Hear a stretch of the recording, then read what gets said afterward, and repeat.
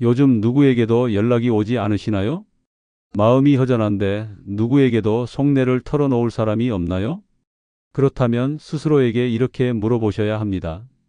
내가 꼭 사람에게 기대야만 행복할까? 답은 그렇지 않다입니다. 오히려 친구도 자식도 없이 더 평온하고 단단한 삶을 살아가는 분들이 늘고 있습니다. 더 이상 불편한 관계에 에너지를 쓰지 않고 오롯이 나에게 집중하는 삶. 이건 고립이 아닌 자유입니다. 오늘은 친구와 자식 모두 끊고도 더 행복하게 사는 6가지 방법을 소개합니다.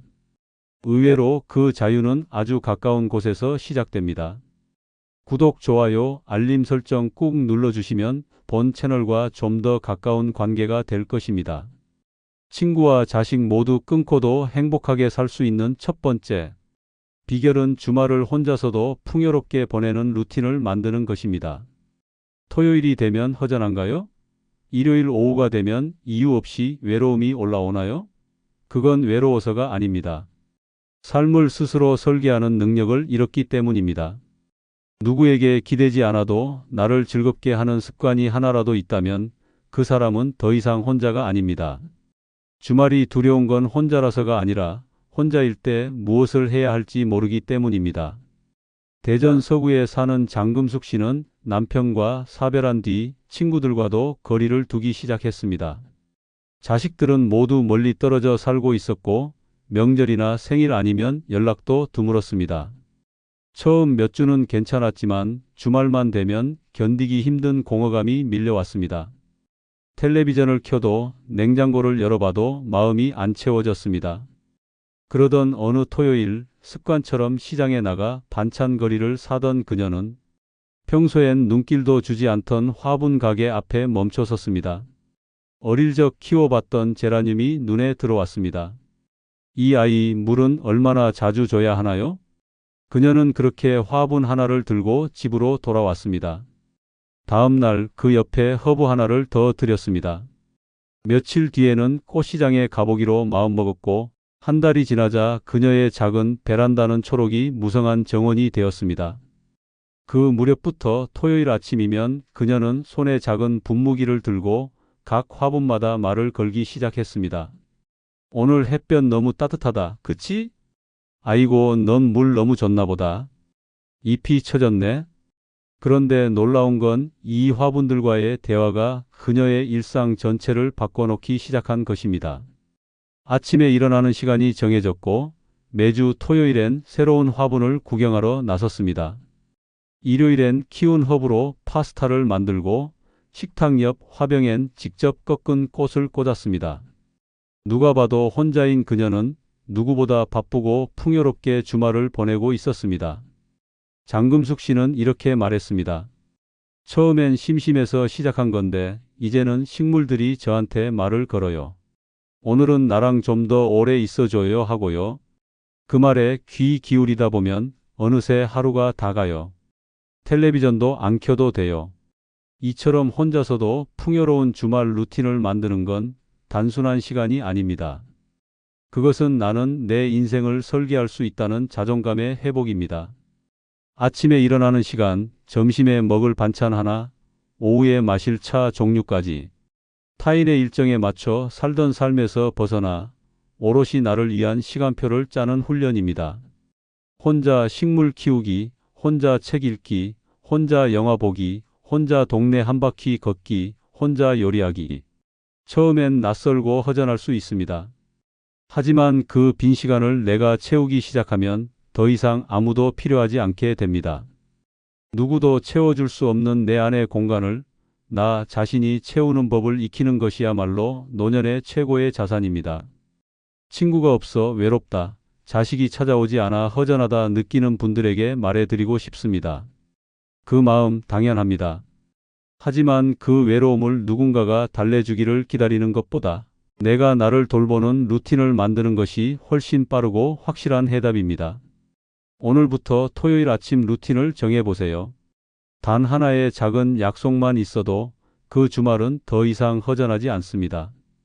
당신이 스스로를 즐겁게 할 수 있다면 어떤 외로움도 당신을 무너뜨릴 수 없습니다. 친구와 자식 모두 끊고도 행복하게 살 수 있는 첫 번째 비결은 바로 그 혼자서도 웃는 연습에서 시작됩니다. 친구와 자식 모두 끊고도 행복하게 살 수 있는 두 번째 비결은 거절을 연습하며 나를 지키는 것입니다. 우리가 사람 때문에 상처받는 진짜 이유는 상대가 무례해서가 아닙니다. 그 무례함을 참아내며 끝내 싫다는 말을 삼켜버리기 때문입니다. 수십 년을 가족과 사회를 위해 헌신해온 노년의 우리가 여전히 거절 한마디를 어려워하며 살아간다면 결국 남는 건 후회와 분노뿐입니다. 평생을 맞춰주고 배려하느라 지쳤다면 지금부터는 나를 위한 단호함이 필요합니다. 부산 해운대에 사는 윤광자 씨는 매주 토요일이면 어김없이 딸 집으로 반찬을 가져다 주곤 했습니다. 명절에는 양손 가득 선물이며 음식을 싸서 전날부터 준비했고 손주들 생일이면 비싼 선물도 마다하지 않았습니다. 그러나 어느 날부터인가 딸의 말투가 조금씩 바뀌었습니다. 엄마, 이번엔 그냥 좀 쉬지 그러세요. 또 그거 해오셨어요. 이제 애들도 입맛이 변했는데. 그 말에 윤광자 씨는 충격을 받았습니다.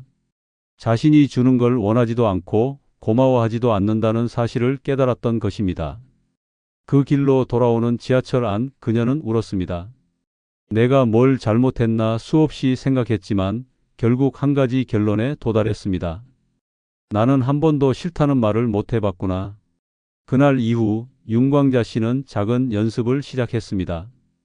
이번 주는 못 가겠다. 그건 힘들다. 지금은 내 시간이니까 다음에 얘기하자. 처음엔 입술이 덜덜 떨릴 만큼 어렵고 불안했습니다. 하지만 신기하게도 그 말을 들은 사람들은 생각보다 화내지 않았고 어떤 사람은 그렇게 말해줘서 고맙다고까지 했습니다. 거절은 이기적인 행동이 아닙니다. 거절은 자기 인생을 지키는 최소한의 경계선입니다. 상대방에게 미안해서 불쾌할까봐, 관계가 틀어질까봐 수없이 참아낸 말들이 우리 안에 쌓이면 그것은 결국 분노라는 폭탄이 되어 터지게 됩니다. 나이 들수록 더 단호해야 하는 이유는 체력도, 감정도, 시간이 줄어들기 때문입니다. 이제는 남 눈치 볼 시간이 없습니다. 노년의 거절은 젊은 사람들의 거절보다 훨씬 더 강력한 의미를 가집니다. 그것은 이제 내 삶을 내가 책임지겠다는 선언입니다. 자식이 부탁하는 일, 친구가 권하는 약속, 지인들의 모임 초대, 이 모든 것에 예스만 외치며 살다 보면 어느 순간 내 시간은 전부 남의 것으로 채워지게 됩니다. 이제 그 시간들을 되찾아야 합니다. 거절을 잘하는 법은 특별하지 않습니다. 단 하나의 문장을 연습하세요. 지금은 어렵습니다. 그 한마디면 됩니다. 이유를 설명하지 않아도 됩니다. 변명을 덧붙이지 않아도 됩니다. 상대가 마음 상할까 걱정되신다고요? 마음 상하는 건 거절받은 사람이 감당할 몫입니다. 우리는 이제 더 이상 남의 감정까지 책임질 나이가 아닙니다. 윤광자 씨는 거절을 시작하고 나서부터 주말이 한결 편해졌다고 말합니다. 반찬을 만들지 않아도 되고 어색한 식탁 분위기를 참지 않아도 되니 마음이 가볍다고 했습니다. 그러고 나니 진짜 하고 싶었던 일이 떠올랐습니다.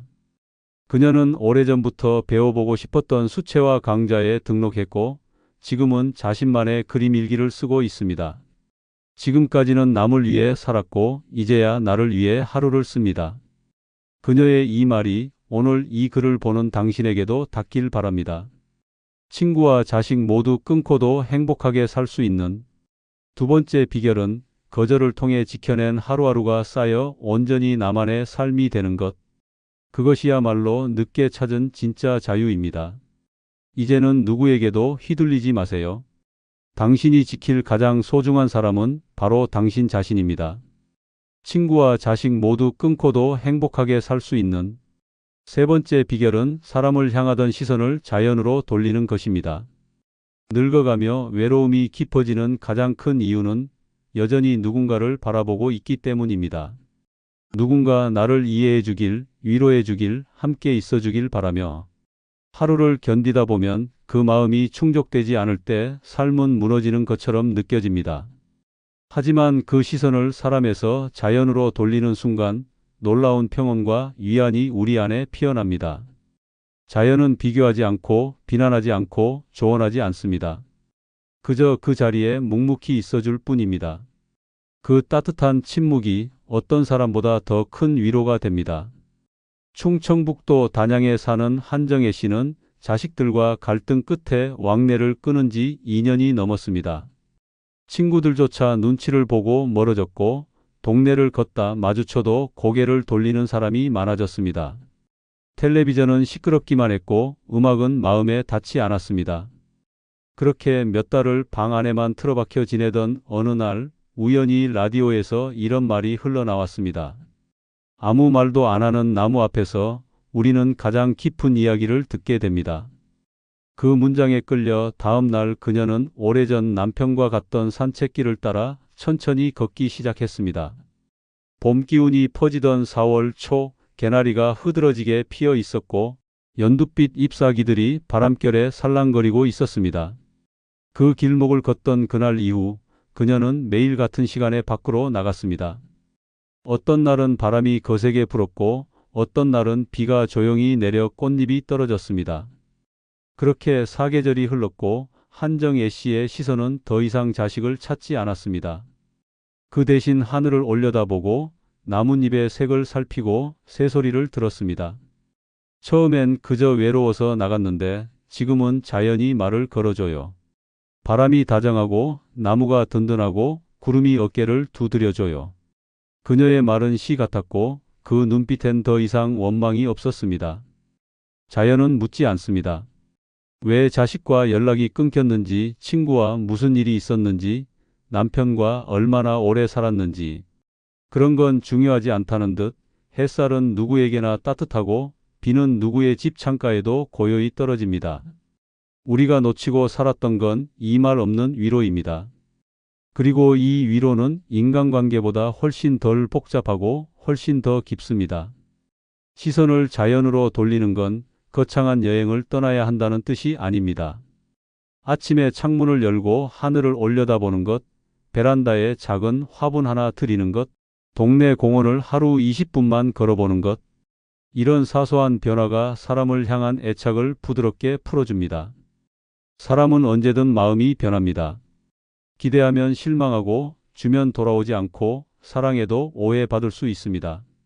하지만 자연은 그렇지 않습니다. 오늘도 나무는 그 자리에 서 있고 산은 묵묵히 우리를 받아줍니다. 노년의 쓸쓸함은 누가 곁에 없어서가 아니라 어디를 바라보고 사느냐에 따라 달라집니다. 만약 지금 당신도 사람 때문에 상처받고 인간관계에 지쳐 있다면 시선을 자연으로 돌려보십시오. 나무 한 그루만 바라봐도 가슴이 편안해지고 하늘만 봐도 답답한 마음이 풀립니다. 관계는 멀어져도 자연은 가까이 있습니다. 지금 그 창문을 열고 가장 먼저 바람의 온도를 느껴보십시오. 친구와 자식 모두 끊고도 행복하게 살 수 있는 세 번째 비결은 그렇게 말 없는 친구들과의 만남에서 시작됩니다. 친구와 자식 모두 끊고도 행복하게 살 수 있는 네 번째 비결은 조용한 집이 나에게 주는 최고의 위로를 아는 것입니다. 나이가 들수록 사람은 시끄러운 소리보다 침묵에 끌리게 됩니다. 젊을 땐 북적임 속에서 안정을 느끼고 사람들과 섞여 살아야 덜 외롭다 생각했지만 어느 순간부터는 오히려 그 소음이 더 피곤하게 다가옵니다.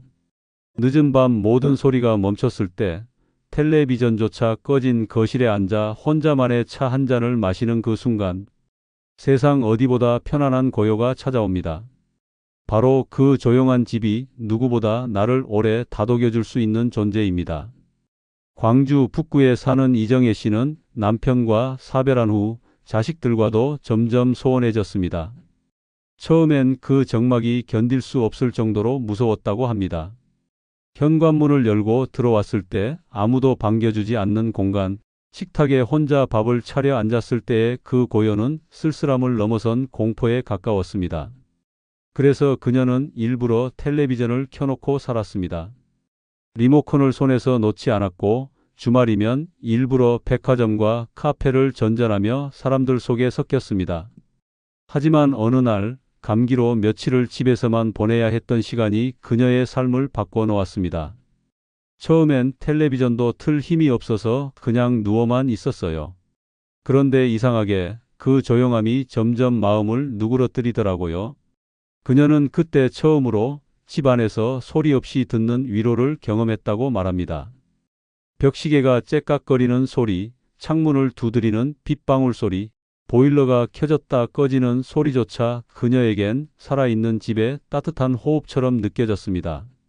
그날 이후 이정혜 씨는 일부러 소리를 줄이기 시작했습니다. 텔레비전 대신 책을 꺼냈고 스마트폰 알림을 모두 껐습니다. 혼자 밥을 먹을 때도 라디오를 켜지 않았습니다. 그렇게 조용한 집에서 오롯이 자신과 마주하는 시간이 늘어나자 마음속에서 그동안 미뤄뒀던 감정들이 조용히 올라왔습니다. 슬픔, 억울함, 외로움. 하지만 동시에 그 감정들과 담담히 마주하는 용기도 생겼습니다.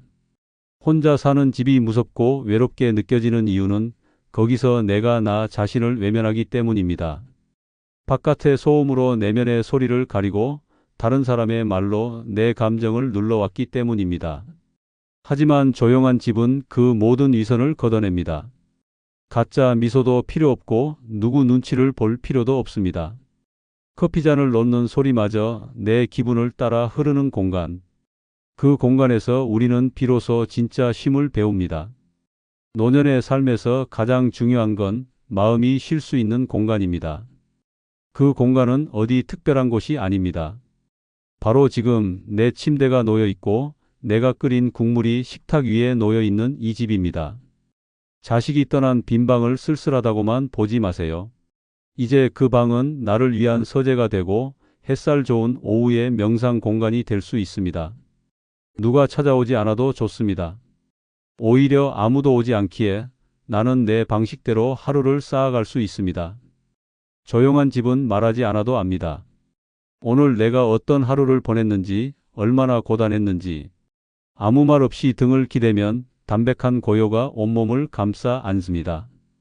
그 침묵 속에서 우리는 자주 울게 되지만 그 울음마저 따뜻한 회복이 됩니다. 친구가 없어도 자식과 연락이 끊겨도 혼자 사는 이 집은 나를 꾸짖지 않습니다. 조용한 집은 당신 편입니다. 그 누구보다 오래 가장 가까이서 당신을 이해해주는 단 한 사람 같은 존재입니다. 친구와 자식 모두 끊고도 행복하게 살 수 있는 네 번째 비결은 그 조용한 집을 외로움의 공간이 아닌 위로의 동반자로 바라보는 눈을 가지는 것입니다. 그때부터 집은 단순한 주거지가 아니라 당신 인생의 마지막 쉼터가 됩니다. 친구와 자식 모두 끊고도 행복하게 살 수 있는 다섯 번째 비결은 의무감에서 벗어난 인간관계 다이어트입니다. 나이 들수록 인맥이 자산이라고 말합니다. 그러나 그 인맥이라는 게 진심으로 나를 아끼고 존중하는 사람, 몇 명이 아닌 억지로 끌고 가는 무거운 관계라면 그것은 자산이 아니라 짐입니다. 특히 노년의 인간관계에서 가장 위험한 독은 해야만 할 것 같은 의무감입니다. 연락을 안 하면 예의가 아닌 것 같고 초대를 거절하면 괘씸하게 여길까 걱정되고 말이 통하지 않아도 억지로 웃고 앉아 있는 시간. 그 모든 순간이 쌓이면 결국 당신의 삶이 아닌 남의 삶을 대신 살아주는 노년이 되어버립니다. 경기도 파주에 사는 김경애 씨는 매달 둘째 주 화요일마다 모임에 나갔습니다. 고등학교 동창들과의 정기 모임이었고 처음 몇 년은 즐거웠습니다. 하지만 시간이 지날수록 대화의 주제는 바뀌지 않았고 누구는 자식 자랑, 누구는 여행 자랑, 누구는 건강 염려뿐이었습니다.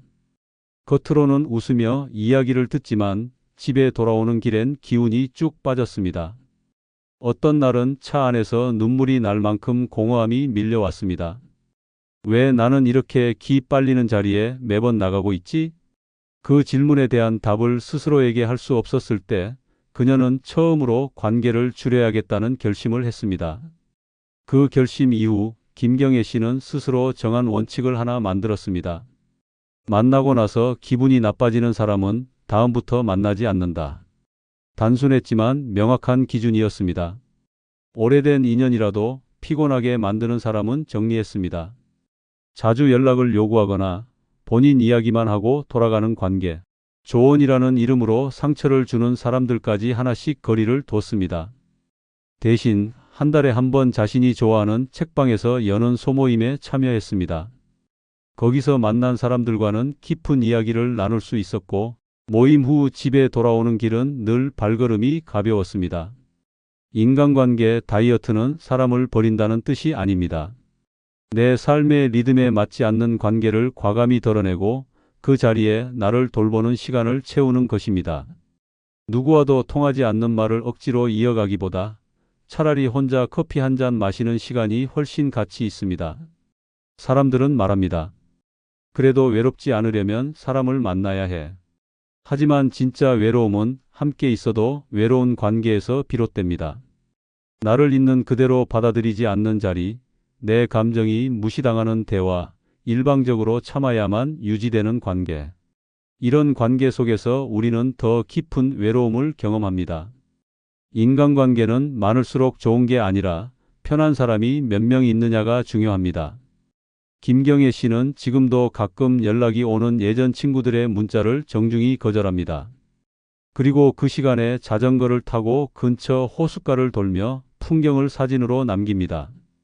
그녀는 말합니다. 예전에는 모임이 없으면 뭔가 빠진 것 같았는데 지금은 조용한 하루가 더 풍요롭게 느껴져요. 친구와 자식 모두 끊고도 행복하게 살 수 있는 6번째 비결은 자식에게 미련을 두지 않는 단호함입니다. 노년의 가장 큰 상처는 낯선 사람에게서가 아니라 피부치에게서 옵니다. 기대하지 않았던 사람에겐 서운함도 없습니다.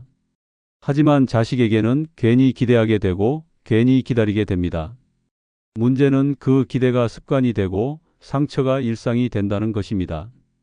언젠가는 오겠지. 이번엔 먼저 전화하겠지. 그래도 명절은 함께 보내겠지. 그 언젠가를 기다리며 허무하게 보내는 시간이 결국 인생의 끝자락까지 이어지곤 합니다. 서울 마포구에 사는 김현숙 씨는 아들 부부와 연락이 끊긴 지 3년째입니다. 처음 1년은 연락을 기다리며 하루에도 수십 번씩 핸드폰을 확인했습니다.